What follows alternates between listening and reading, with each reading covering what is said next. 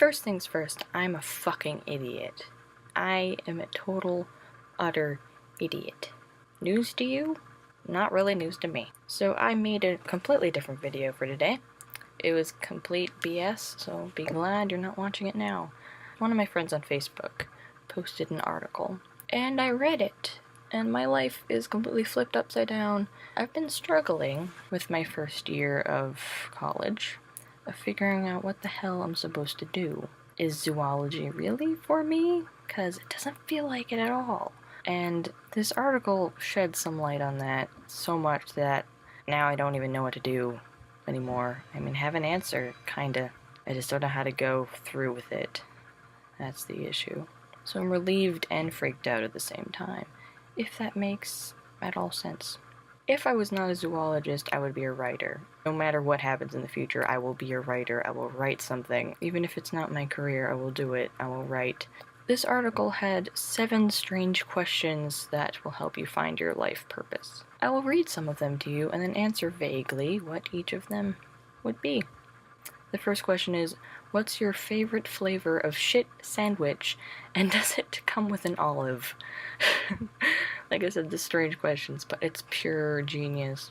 Life sucks sometimes, and what it's saying is, what wouldn't be that bad to do for a very long time, all the time? Like the worst of two evils kind of thing. He put it better in the article. I'll put it in the description down below so you can read it, whoever's gonna watch this. I can answer that with an example, actually. First semester, I had an English class. English 101, everyone has to take it. It's fine, it's a writing course. Literally every week, we'd have to write an essay. It might be an exaggeration. Whoever's in my English class watching this, don't hold me to this. We had to write an essay, we had to then fix that essay, we had to revise it, unpack different stuff, favorite word, unpacking, analyze the shit out of everything, and write, and write, and write. It was so much writing, and I would procrastinate a lot, but I'd do it, and some of the greatest essays I've ever written came out of that class. I didn't mind. I mean, yeah, it's a lot of work, but I did it, and it was fine. I survived. I loved it so much, I took another class with the same professor, just so I can have another English class. What zoology major does that for fun? What is true about you today that would make your 8-year-old self cry? Since I was before 8, I had this incredible imagination, and it's never gone away, thank God. But my imagination, if I don't use it, like writing, if I don't write, I go insane. I haven't written in so long, I'm going insane now. If I didn't pick a career that would somehow use my imagination. But yeah, that would make my 8-year-old self cry. Next question, what makes you forget to eat and poop?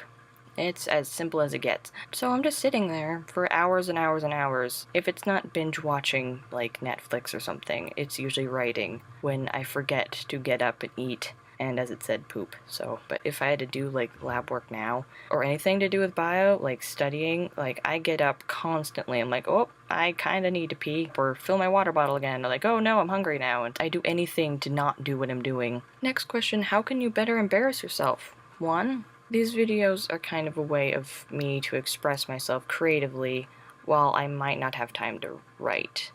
I mean, I have time to write, but it's all the same stuff, it's all ranting. This just gets it out there quicker, kind of. It's just more immediate, it's done, it's out there, it's a project that I can then finish and put out there, instead of just having it sit, rotting there, not having anyone read it. So how better embarrass myself? Continue with this video thing, and write, and possibly share that writing to other people.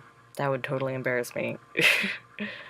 How are you going to save the world? A bit of a stretch, but we're all gonna die someday, so what are you gonna be remembered for? It's kind of what this question's asking. I've always wanted to write, and I've always had a plan of writing something, some sort of book, some sort of story, something, so people can remember me, because being forgotten, that is the biggest fear any human being could have. Not being remembered and dying are the two big ones.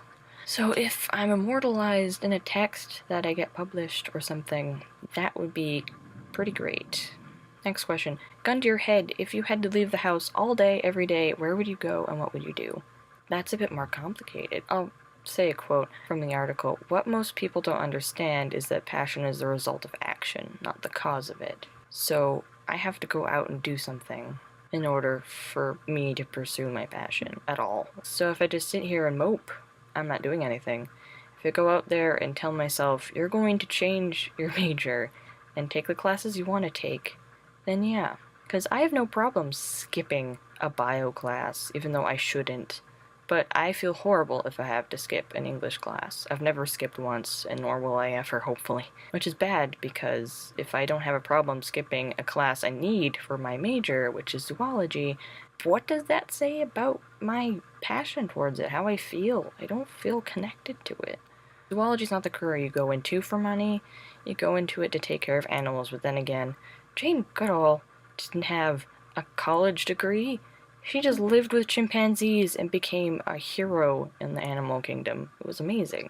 So many people didn't have a college degree and became masters of their field.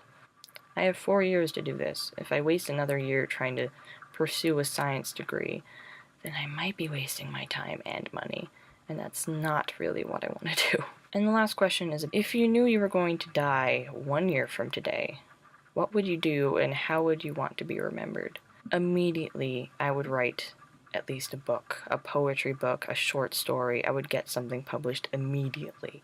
I would do something writing related to get it done and out there, so possibly I could be remembered by it. But if I would die in a year, I would write a book. Heck, I'd make so many videos saying my heart out. I'd do something creative with my mind instead of slaving away trying to get a degree I might not actually use. Because actually, I'm getting a degree for something that's my backup. I'm falling back on my college degree that shouldn't be what I'm doing. I should be falling back on my second choice. I should be pursuing my first choice, and yet I'm not. Well, if I've read this article and analyzed it correctly, then I'm doing something very wrong. I'm pursuing my life completely differently than what I should be. I'm creative. I thrive with writing every day. Heck, the only class I was ever good at, besides math, was writing, like in English. That was the only class I ever got accelerated in and did well with it. It's always been my passion, writing, and I'm not pursuing it. I don't know why. I'm very glad I read this article because this definitely changed my life. Thank you to my friends and everyone, teachers that have told me to pursue this, that I can do this possibly in the future, write a book, a story, anything creative, and saying I could do it. So thank you. I don't know if I'm immediately going to change majors. It's only my first year. If I wanted to make a decision, I would definitely wait another semester.